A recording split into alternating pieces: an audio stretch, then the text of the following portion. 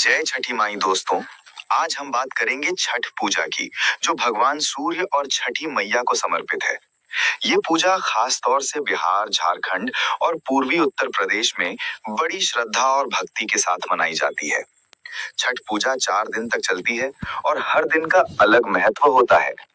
इसका उद्देश्य सिर्फ सूर्य को अर्घ्य देना ही नहीं, बल्कि अपने मन, शरीर और आत्मा को शुद्ध करना और परिवार में प्रेम और एकता बढ़ाना भी है।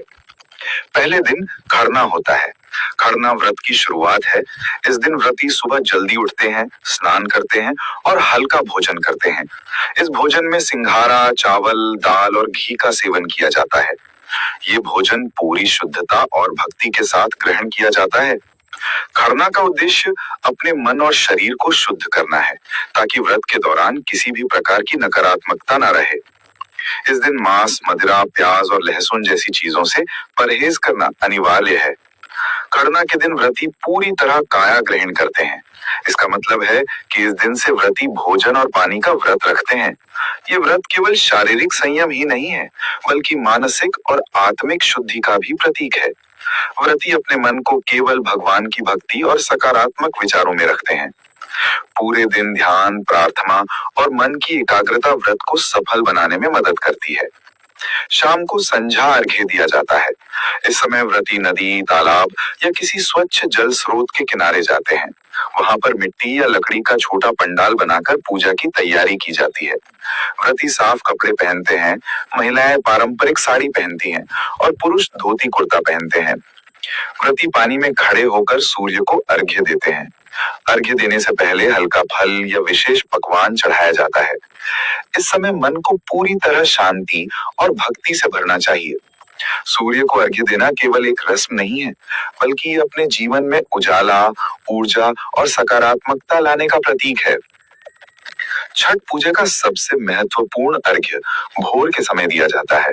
सूर्योदय के समय व्रती नदी या तालाब के किनारे जाकर पानी में खड़े होकर सूर्य देव को अर्घ्य देते हैं। अर्घ्य के लिए फल, गन्ना और अन्य पूजा सामग्री का उपयोग किया जाता है।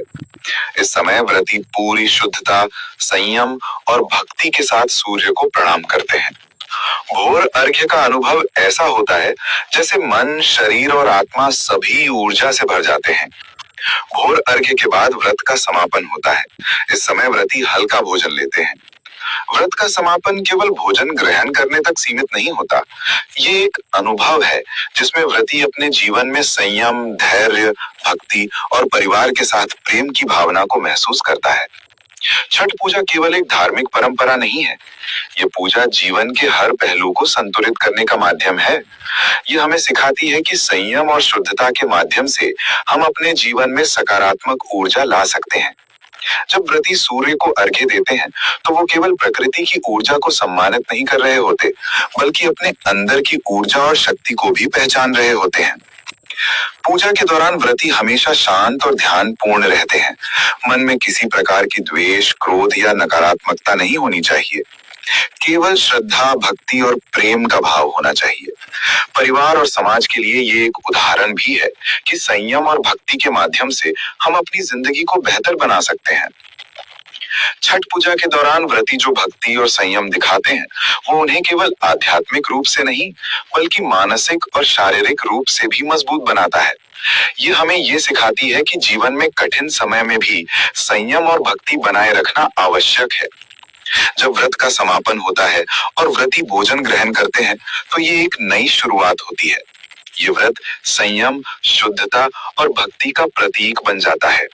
छठ पूजा हमें सिखाती है कि जीवन में छोटी छोटी परंपराएं भी कितनी बड़ी शक्ति रखती हैं। दोस्तों, छठ पूजा का हर पहलू गहराई से भरा हुआ है।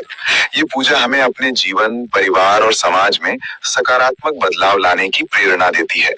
सूर्य और छठी मैया सभी भक्तों पर अपनी कृपा बनाए रखें और जीवन को उज्जवल और सुखमय बनाएं।